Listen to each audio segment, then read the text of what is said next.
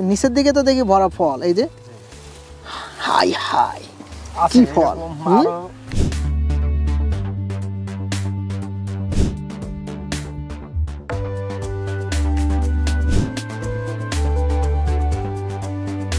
আপনি কিন্তু একটা পরীক্ষা করতে পারেন, সেটা হচ্ছে শশার এই যে উপরের চামড়াগুলো ছেলাবেন, ক্ষীরেরও চামড়া ছেলাবেন, ছেলানোর পরে একই লোককে দুইটা খেতে দেবেন, তার কাছ থেকে জানবেন যে কোনটা স্বাদ বেশি।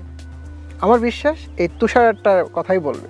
জি, তুষারার স্মেলটা অনেক সুন্দর, সুন্দর না, মানে যেটা আসলে আমরা পুরাতন টেস্ট যদি ফিল করি যে ছোটবেলায় যে ক্ষীরাগুলো খাইতাম বা শশা খাইতাম সেটার মতো, তাই না? জি, আর সুস্বাদু, অনেক সুস্বাদু। শশাটা 200 গ্রাম প্লাস হয়তো বা 200 গ্রাম ওজন আছে হয়ে গেছে। হ্যাঁ, কিন্তু গায়ে দেখেন খাস কাটা, যেটা দেশির মতো। আচ্ছা, এটা চমৎকার ব্যাপার, কিন্তু খাস কাটা না? জি, খাস কাটা, মানে শেপটা এরকম খাস, মানে এই যে একদম সুন্দর করে যে খাস কাটা। জি, আর এই তুষারাটা ভাঙলে, এটা দেখি একটু ভেঙে দেখান, দেখি। এটা ভাঙলে এর ভিতরে যে বীজের সংখ্যা খুব কম, ছোট ছোট, আর এটার একটা ফ্লেভার আছে, স্মেল আছে না? জি জি।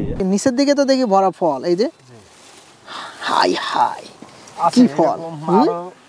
একদম মানে এই শুরুর যে গিটটা ছিল দেখেন, এই যে একদম শুরুর যে গিট, ওখান থেকে শুরু হয়েছে 1 2 3 4 5, মানে উঠতে উঠতে চলে যাচ্ছে। আর শেপটাও ভালো, এই যে দেশির মতো, মানে শির আছে, জি, তাই না? এই যে ফলে খাস কাটা শির। জি, আর ফলটা অনেক বড় হইলেও ফুলটা পড়ে না, মানে একদম ও চমৎকার। এই যে যেটা বলা হচ্ছে ওজনও করা যায়, তারপরেও কচির মতো, এই যে মানে এখনো কচি আছে, তাই না? জি জি, 200-250 গ্রাম ওয়েট আসছে, তারপরে কচি। মানে এটা স্পেশাল ক্যারেক্টার, কিন্তু একটা মানে বাজারে ভালো দাম পাওয়ার জন্য এটা কিন্তু অনেক মানে লক্ষণীয় একটা বিষয় না, এখানে চোখে পড়ে। এই গাছগুলোতে কিন্তু প্রত্যেকটাতেই কিন্তু নিচে ফল। হ্যাঁ, এই যে ফল প্রচুর, ওই যে পড়ে আছে মালচিং এর, ওই যে ভিতরে দেখেন বেডের উপরে, হ্যাঁ পড়ে আছে, ওই যে কতগুলো, মানে একসাথে 4-5টা করে ফল।